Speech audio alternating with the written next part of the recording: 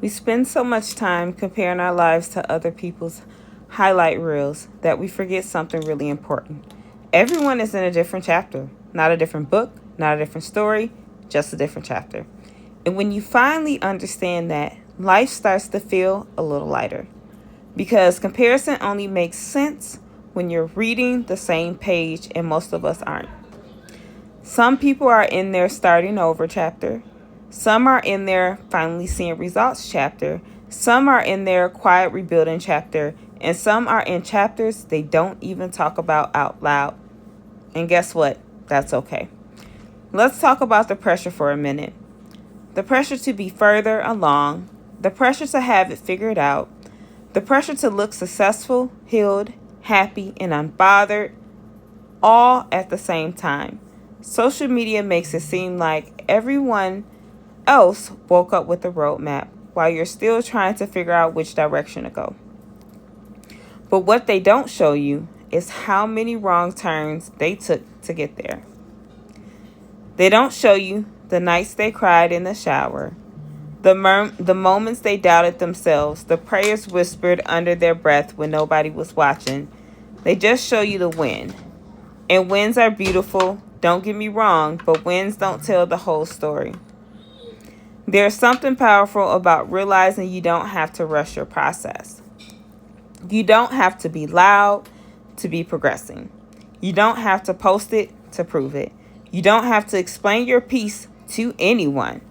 Growth is not always visible. Sometimes growth looks like restraint. Sometimes it looks like rest. Sometimes it looks like walking away instead of reacting.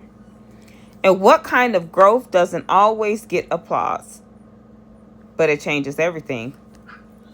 I think we underestimate how much energy it takes just to keep going.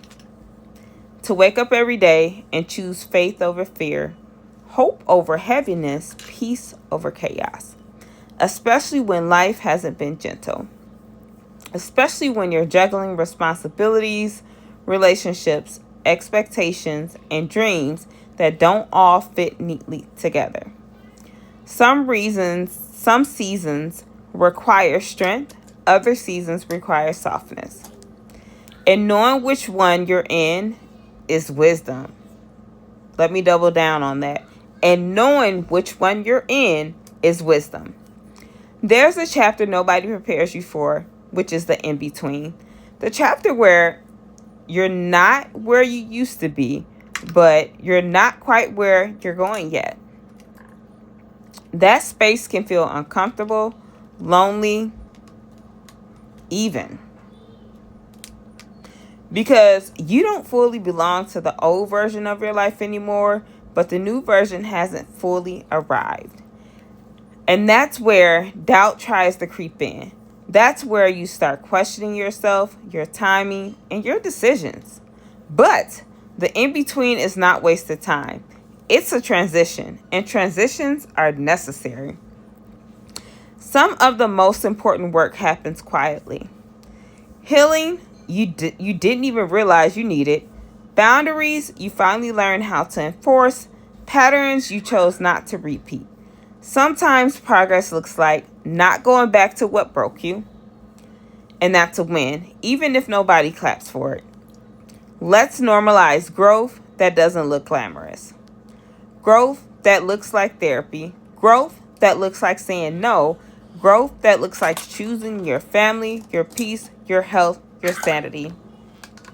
Growth that looks like unlearning things you were taught to survive, because survival mode will get you through, but it's not meant to be permanent. Eventually, you deserve to rest.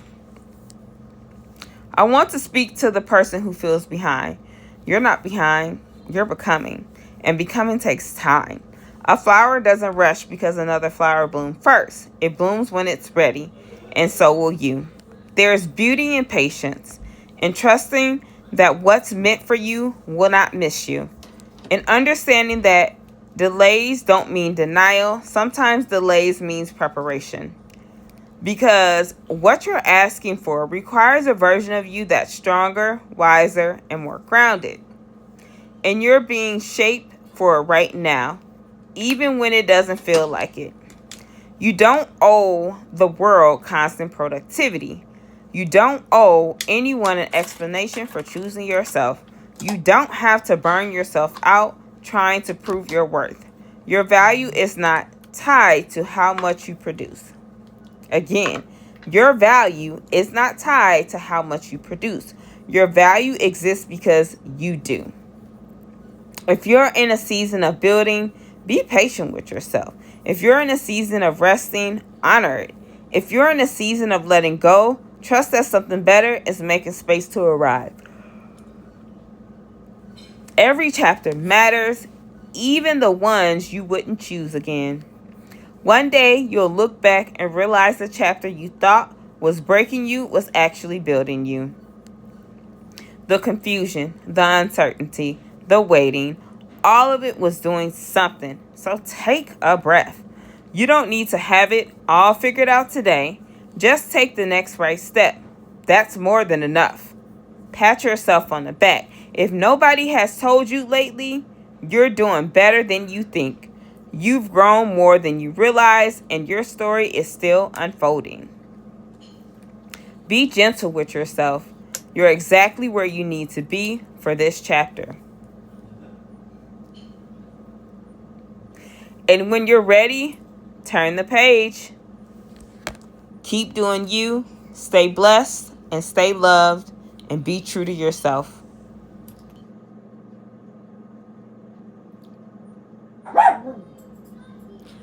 Now, this is take 5. I'm not for sure if you guys can hear the noise of my dog barking in the background, my grandkids running around, my children all having a good time. But it's time for a good story, right? Everybody loves a good story. Now, take it for what it's for. So I'm out. I'm doing some holiday shopping while also trying to put the final pieces together in regards to my outfit for an event that I'm going to this week. Now, I had to go in literally 5 different stores trying to find different pieces and put some things together because I did last minute shopping. That's a whole nother story. But anyway, so I landed at Burlington and I'm browsing through all the different items. Now, mind you, I'm supposed to be going in the store to pick up a pair of shoes, a clutch, and some costume jewelry and or accessories to go with my outfit that I'm wearing to the gala. And so I'm in the store. I'm picking up dresses. I'm in the fitting room. I'm trying on all type of things. Still not finding what I need in that store. So I'm like, you know what? Let me go ahead and go about a mile up and go over to TJ Maxx. So I'm in TJ Maxx. I'm browsing. I'm looking through all the items, the shoes, the clutches, and things of that nature. Still didn't find what I needed. So I decided to go over to Burlington. And I'm like, I know I'm going to find something in Burlington. Now, mind you, it's the middle of winter, okay? Our weather has gotten to about negative 20 plus degrees with the wind chill, okay? Why am I in the store and there's so many sandals out? I'm trying to figure out, like, do we not live here in the Midwest to where it's winter and there's sandals out everywhere? I'm thinking I'm going to go in the store. I'm going to find me, a pretty pump or something that I can wear to this formal event. But no, I found none of that. But I found a bunch of different sandal selections.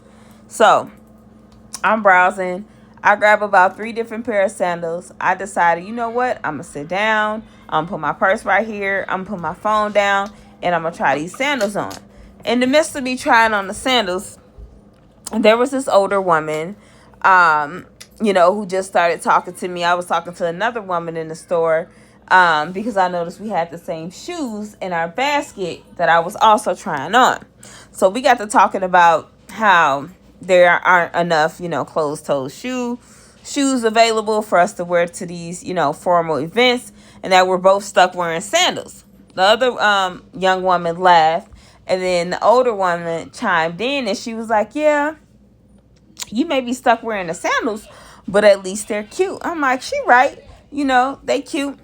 And then she went on to say how she was inside of this store, which was our local Burlington, killing time because she was waiting to start her shift. at another department store that was about 3 stores down, and that when she go into work sometimes, her her co-workers and or peers don't treat her, too nice. They try to get her out of character. They're mean, they're rude to her, asking her, what is she doing in the store early. And then we started talking a little bit further, and she was dropping some nuggets as it relates to not letting people get you out of your character.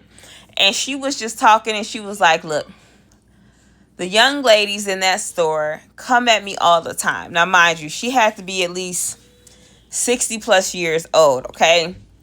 She's like, they try to get her out of character. They talk rude and snotty to her all the time, and she just ignore them. And she said to me, not everything needs a response. She said, don't give people your time and your energy. She was like, don't match their energy. She said, what God has coming for them, God has. She said, there's always a lesson in being the one that's quiet, not letting them drag you out of character, and just moving on with your life. And then she even went on to say, I like my freedom. She was like, I don't want to sit in nobody's jail. I don't need nobody, coming to bail me out. I'm going to continue to make my money. I'm sharing this story to say, how many times have we let people push our buttons and get us out of character? I would say more times than I would like. But I'm noticing as I'm growing and developing as the older woman that I am, I'm starting to lean more towards the example that, this older woman shared with me in the store today. Because people want to see you get out of your character, right? To try to make them feel good about themselves, to see how bad they can make you feel, or even try to embarrass you. But at the end of the day, it's up to you, to turn the other cheek. Let them sit there and make a fool out of themselves by themselves. And moral of the story is, there are so many people that egg us on, that talk about us behind our back, that tries to make us lose so much that we work so hard for.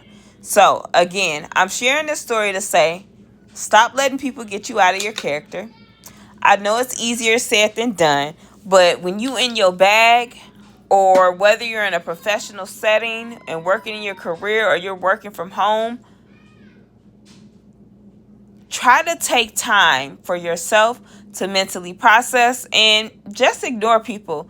9 times out of 10, if you ignore them, honey, they'll look like the fool. Okay?